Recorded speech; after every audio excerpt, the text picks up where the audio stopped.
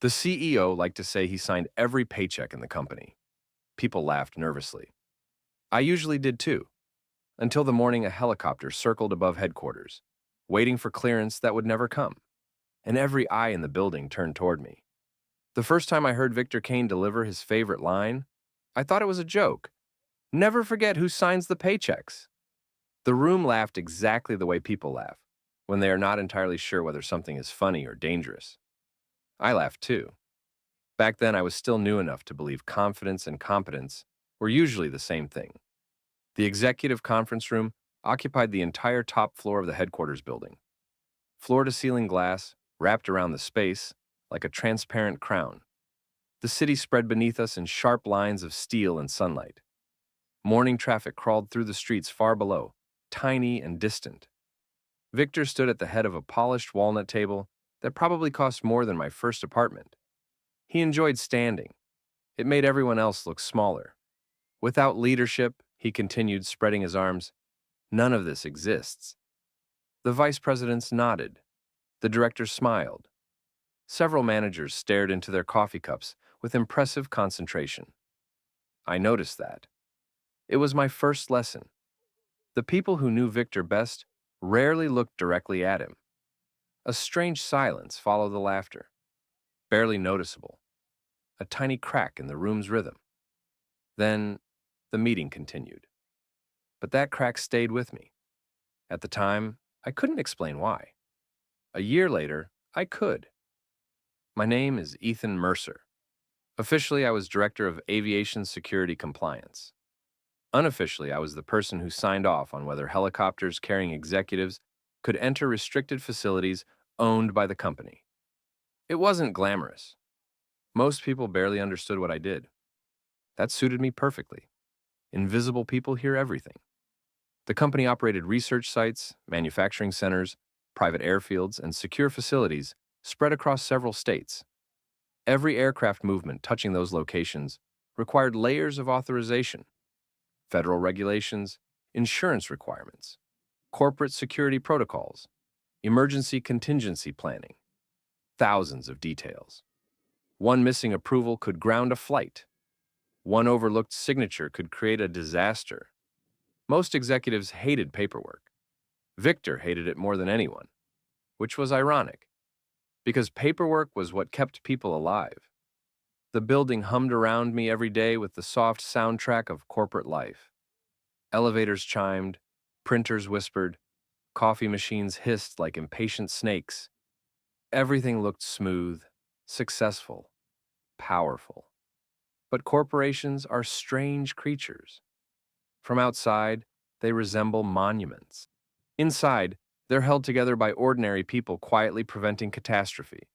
And most of those people never appear in annual reports.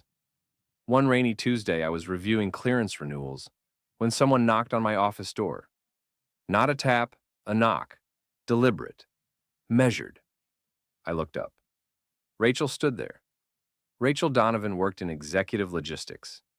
She coordinated travel schedules for senior leadership, which meant she spent more time around Victor than almost anyone. Got a minute? She asked. Her voice sounded normal, her eyes didn't. Sure. She closed the door behind her. That immediately got my attention. Rachel never closed doors. She sat across from me and glanced toward the hallway through the small window. Tell me something. Depends. She leaned forward. When was the last time anyone checked the executive flight manifests personally? The question landed oddly, like hearing a familiar song played in the wrong key. Checked for what? She hesitated. Too long. Then she shook her head. Never mind. Rachel, forget it. Why ask? Another pause. Outside my office, phones rang. Someone laughed. A cart rattled down the corridor. Normal sounds, yet suddenly they seemed very far away. Rachel stared at the desk. You ever get the feeling people are moving pieces around a board and nobody knows the game? I frowned. That's specific. Maybe. You want to tell me what's going on? She forced a smile. I probably shouldn't have come. Then she stood. Just like that.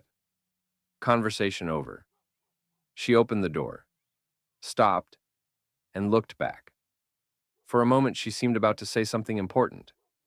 something that had been sitting in her mind for days, maybe weeks. Instead, she simply said, "Keep copies of everything." Then, she left. The door clicked shut. I stared after her. The rain tapped softly against the windows. Keep copies of everything. Not exactly the kind of advice people gave casually. I told myself she was stressed. Executive logistics could be chaotic. Schedules changed constantly. People burned out. Simple explanation. Reasonable explanation. The problem was that reasonable explanations rarely require closed doors and nervous glances. By lunchtime, I had almost convinced myself to forget the conversation. Then my phone rang. The internal extension displayed on the screen belonged to the executive suite. I answered. "Ethan." Victor's voice, direct, confident, used to obedience. "Morning. Need a favor?" Not a request, a declaration. I leaned back. "What kind of favor?" "A flight clearance." My eyes moved automatically toward the calendar. "We've got procedures for that." "Then expedite them." I smiled despite myself. There it was. The assumption, the certainty, the belief that systems existed mainly to move aside when he arrived. "What's the timeline?" "Soon." "That's specific?" "You know what I mean." Actually, I didn't. And that bothered me more than it should have.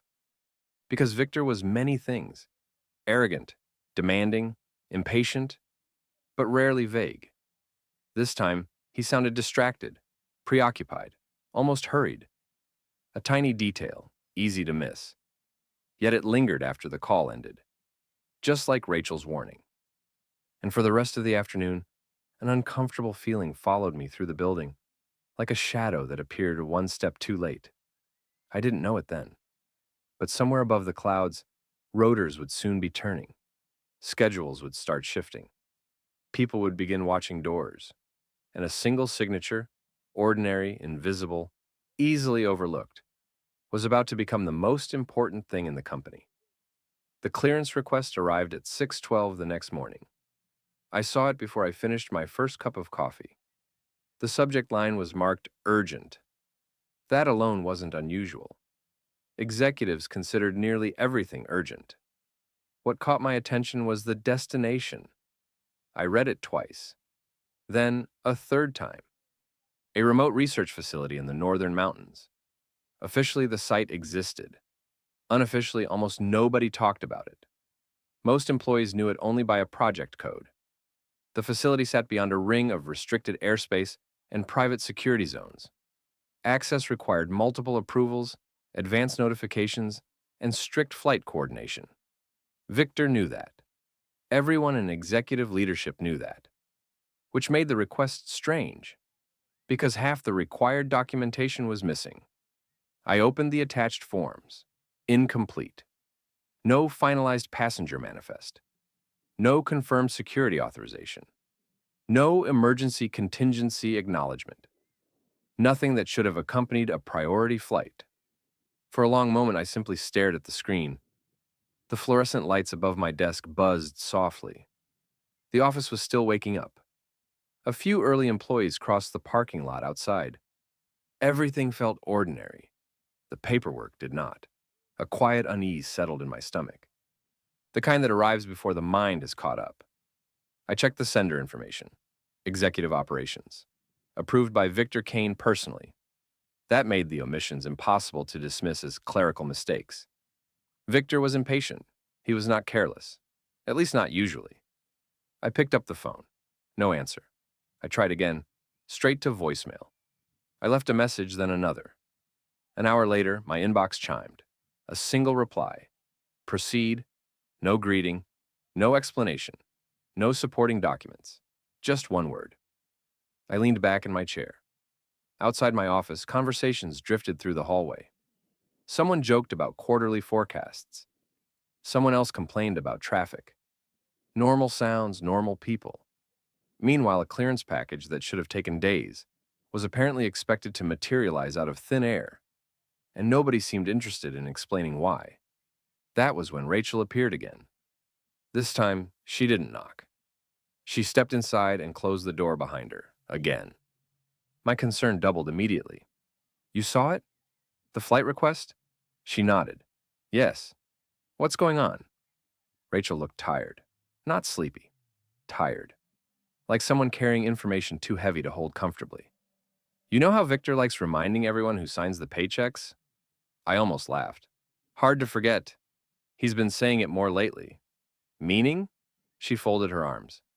Meaning people only start repeating the same thing when they're afraid it isn't true anymore. The statement hung in the air. Simple. Sharp. Uncomfortable. I watched her carefully. You think something's wrong. I think people are nervous.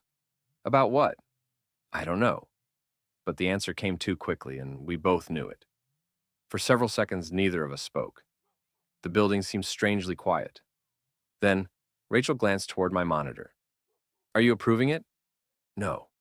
The response surprised even me. Her eyebrows lifted. Just like that? Documentation is incomplete.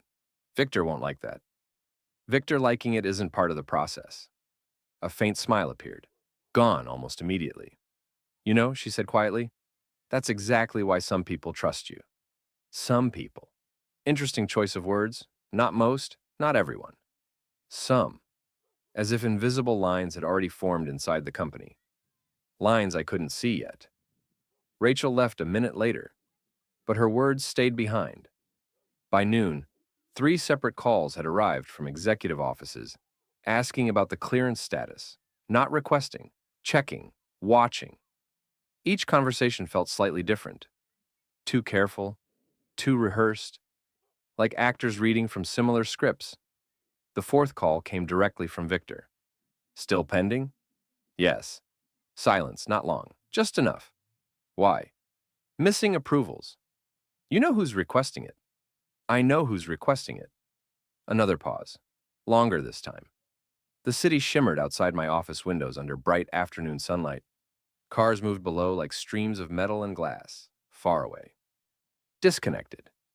Inside the phone line, the silence felt much closer, much heavier. Finally, Victor spoke. Sometimes procedures slow progress. Sometimes procedures prevent disasters. His exhale crackled softly through the receiver. Not anger, not yet. Something colder. Calculation. You've always been thorough, Ethan. I'll take that as a compliment. You should. The line disconnected. No goodbye. I lowered the phone and noticed something odd. My hand had tightened around it hard enough to leave pale marks across my fingers. That bothered me. Because I wasn't afraid of Victor. At least I didn't think I was. Yet something in that conversation felt different from every previous interaction. Like standing beside train tracks and sensing a vibration before hearing the train itself. The danger isn't visible yet, but it's coming. Late that afternoon, I made a decision. A small one. Simple. Routine. The kind people rarely remember. I opened the clearance file, created a duplicate. Then another. I stored copies in 3 separate locations, exactly as Rachel had suggested. Keep copies of everything. The moment I finished, a notification appeared. Incoming helicopter schedule update. I opened it automatically. My eyes moved down the screen, then stopped. Passenger manifest updated. One new name had been added. Just one. A name that absolutely should not have been associated with that flight. A name powerful enough to explain the nervous looks, the rushed paperwork, the phone calls, the pressure. For several seconds, I forgot to breathe. Outside, evening shadows stretched across the parking lot. Inside, the glow of my monitor seemed suddenly brighter, colder. Because at that moment, I understood something important. The helicopter wasn't merely transporting executives. It was carrying a secret. And whatever was happening, it was already much bigger than a clearance request. If this chapter pulled you into the silence between the phone calls and the questions nobody wanted answered, stay with us. Sometimes the smallest signature, the quietest hesitation, changes everything. And the most revealing moments are often the ones hidden just beyond the next page. The name on the updated manifest was Daniel Harrow. I stared at it for so long the screen dimmed, then brightened again. Daniel Harrow wasn't an executive. He wasn't a consultant. He wasn't a contractor. Officially, he wasn't connected to the company at all, at least not anymore. 3 years earlier, he had been one of the most respected figures in the organization, a brilliant engineer, a visionary, according to the press releases, the kind of person whose photo appeared in annual reports beside words like innovation and future. Then, one day, he vanished. No farewell announcement, no retirement celebration, no carefully crafted corporate statement. His name simply stopped appearing. Employees noticed. Questions circulated, answers never came. Within a month, people stopped asking. That's how large organizations bury mysteries, not with explanations, with silence. And now his name sat on a passenger manifest for a flight that apparently nobody wanted documented properly. I printed the file, then printed it again. Paper slid from the machine with a soft mechanical whisper. The pages felt heavier than paper should. Outside my office, most employees had already gone home. The evening light pouring through the windows painted long gold bars across the carpet. Beautiful, quiet, almost peaceful. Yet a pressure was building beneath that calm, like thunder hiding beyond distant hills. I opened internal archives. Nothing. No recent records. No active employee profile. No current access permissions. Daniel Harrow had effectively been erased. That should have been impossible. Nothing truly disappeared from corporate databases, especially not someone at his level. Someone had worked very hard to make those records vanish. The realization settled over me slowly, and once it arrived, it refused to leave. A notification popped onto my screen. Executive Operations, meeting request. 7 a.m., mandatory. No agenda attached. My stomach tightened. That wasn't normal. Meetings without agendas usually meant one of two things: bad news or bad decisions. Sometimes both. I shut down my computer and headed toward the elevators. The headquarters building felt different after dark.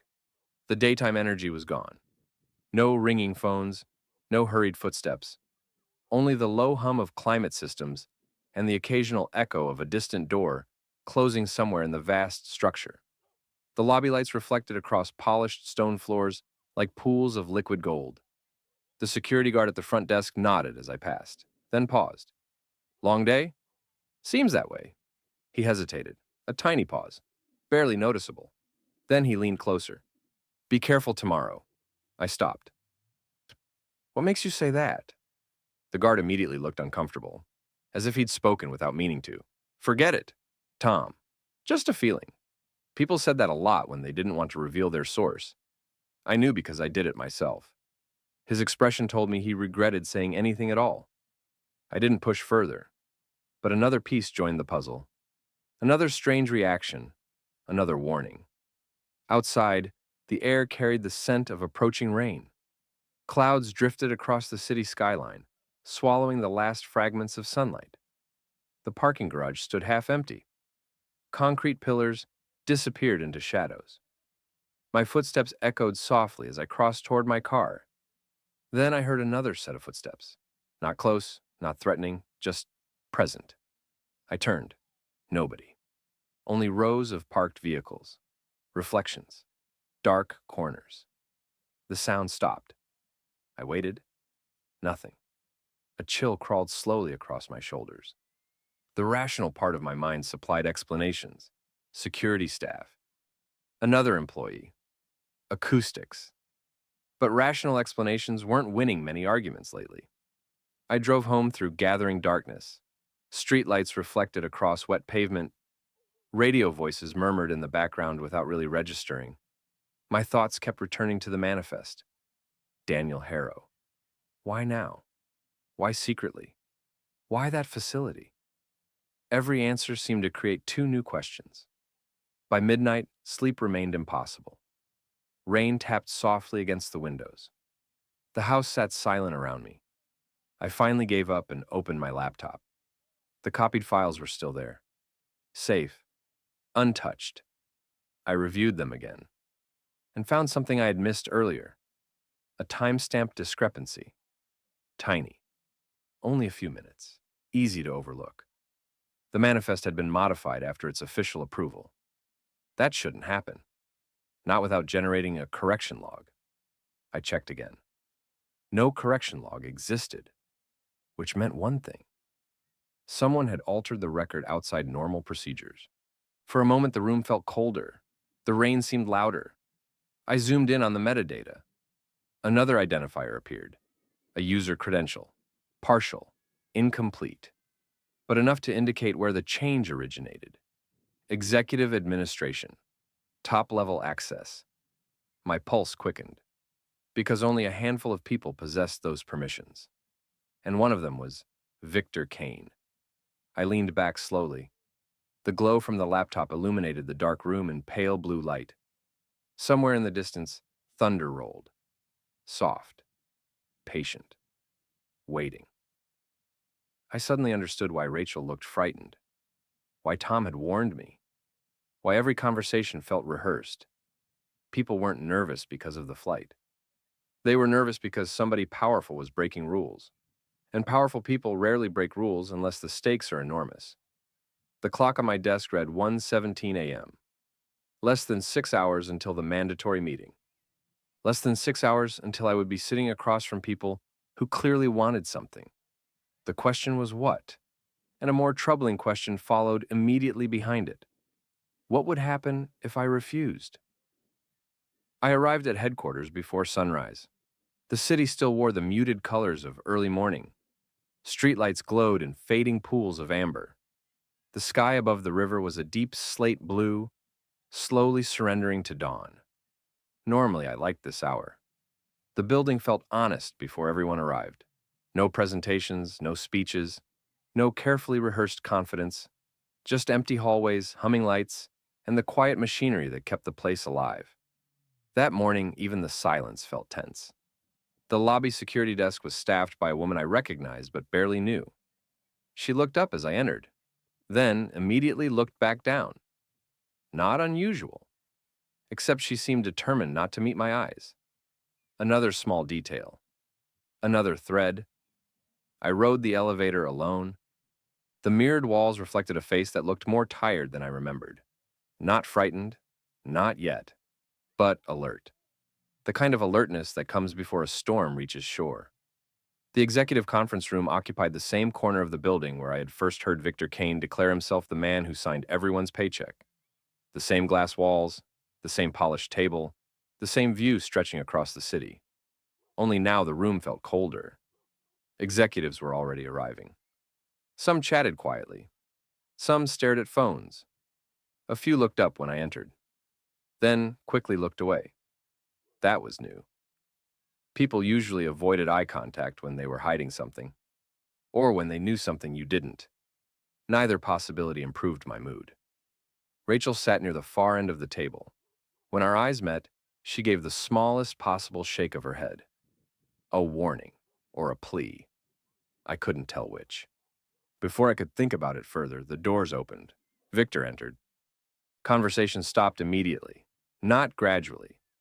Immediately. Like someone had flipped a switch. Victor walked toward the head of the table carrying no notes, no tablet, no briefing materials, just confidence.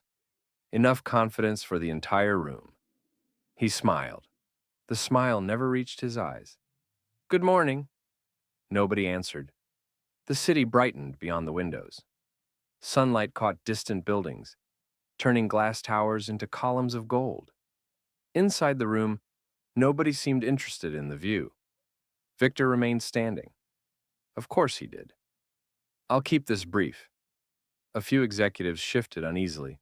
The movement was subtle, but synchronized, as though they already knew where this conversation was heading.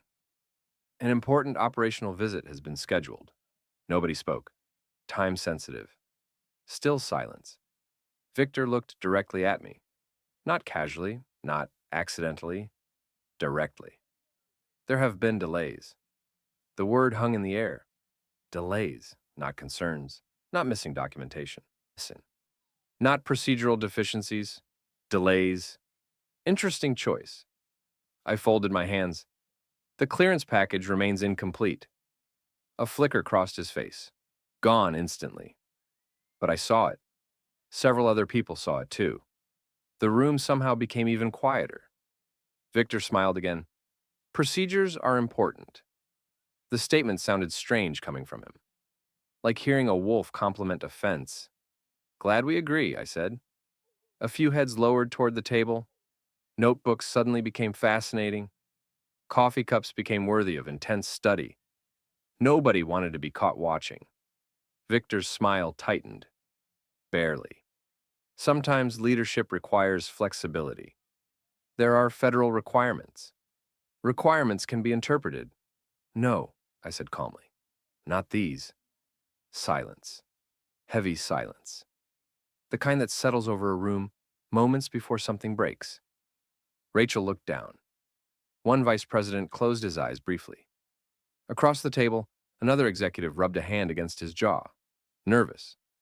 Everyone was nervous. Everyone except Victor. Or perhaps especially Victor. Because now I noticed something I had missed before. He wasn't irritated. He was desperate. The realization struck with surprising force. Victor Kane never argued procedures personally. He delegated. He pressured through intermediaries. He moved obstacles indirectly. Yet, here he was, fighting for a single flight clearance, a single helicopter, a single destination, as though everything depended on it. Why? The question echoed through my mind, and apparently through several others as well. Because nobody spoke. Nobody moved. The room waited. Victor finally leaned forward. His voice softened, which somehow made it more dangerous. Ethan. The use of my first name sounded deliberate, measured. I've always valued your professionalism. Interesting. Compliments often arrived immediately before requests people knew they shouldn't make. Thank you. This situation is unique. Documentation still applies? Another pause. Longer now. Sunlight spread slowly across the conference table. Dust particles drifted through the brightening air. The room looked cinematic, beautiful, and utterly miserable. Then Victor said something that changed everything. Not because of the words themselves, because of how several people reacted. Daniel Harrow's involvement has executive authorization. 3 executives visibly froze. One inhaled sharply. Rachel closed her eyes. Just for a second. A second was enough. Victor noticed. I noticed him noticing. And suddenly, another possibility emerged. A possibility I hadn't considered. Some of the people in this room were hearing that statement for the first time, which meant the secret was larger than I thought, and the circle protecting it was much smaller.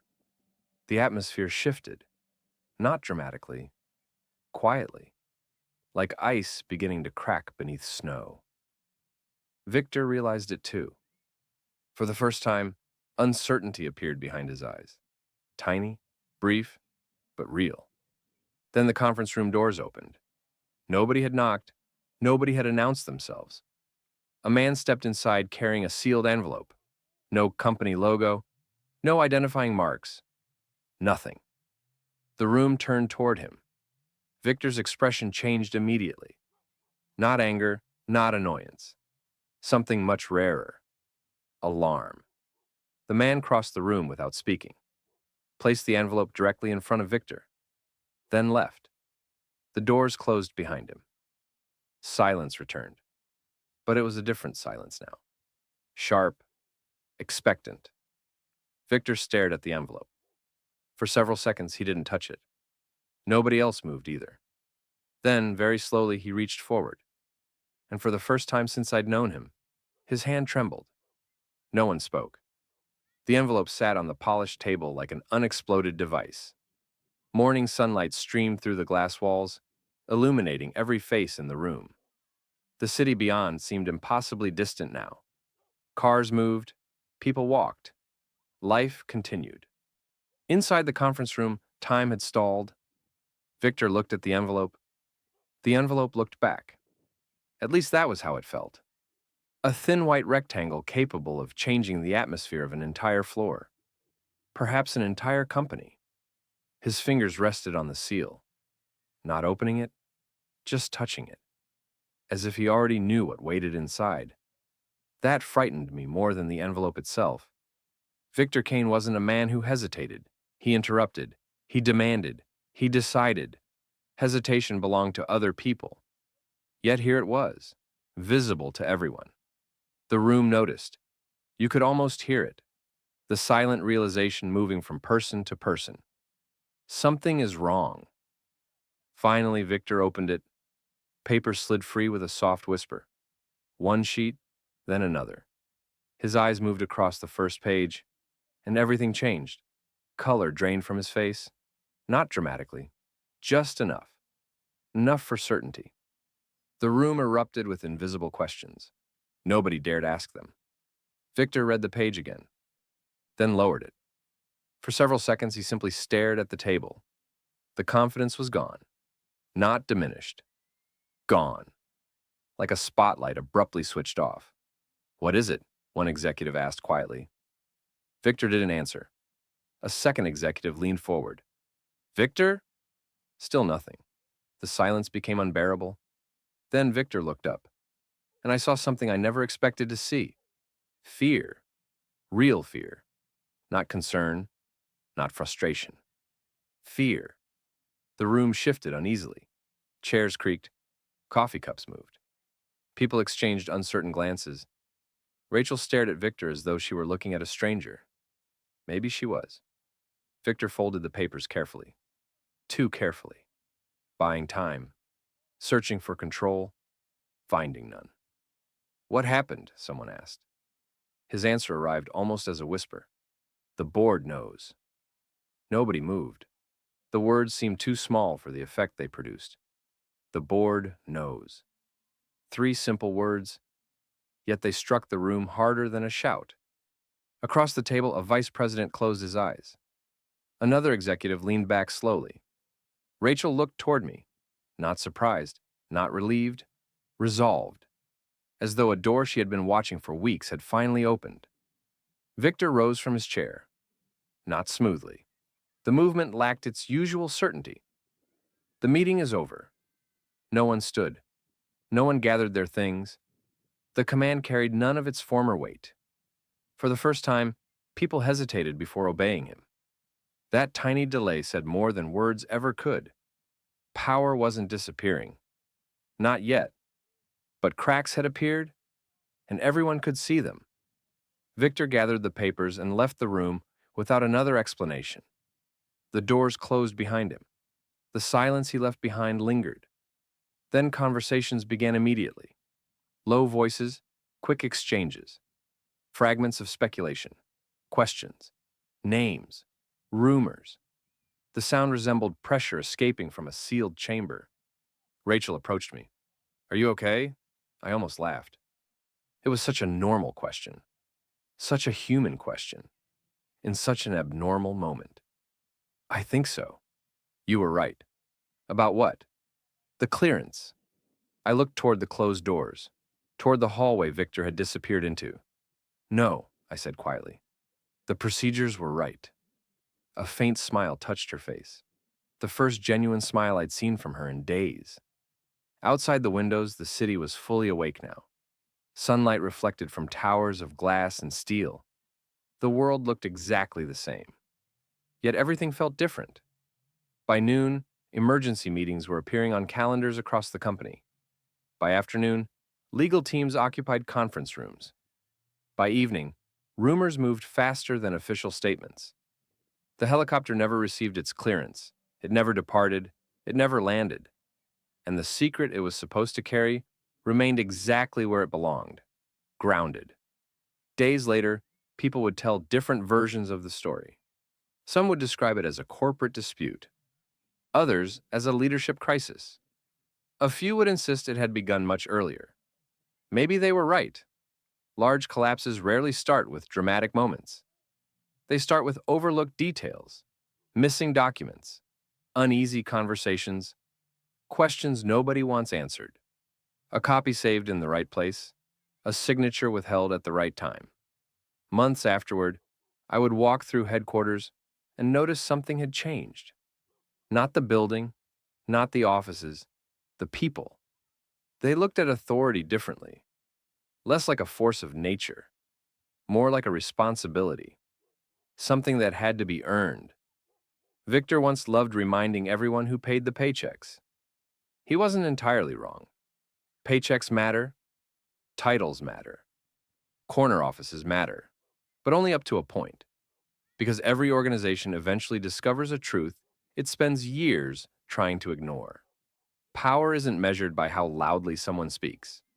It's measured by what happens when they hear the word no. And on the day the helicopter never landed, one signature was enough to reveal the difference.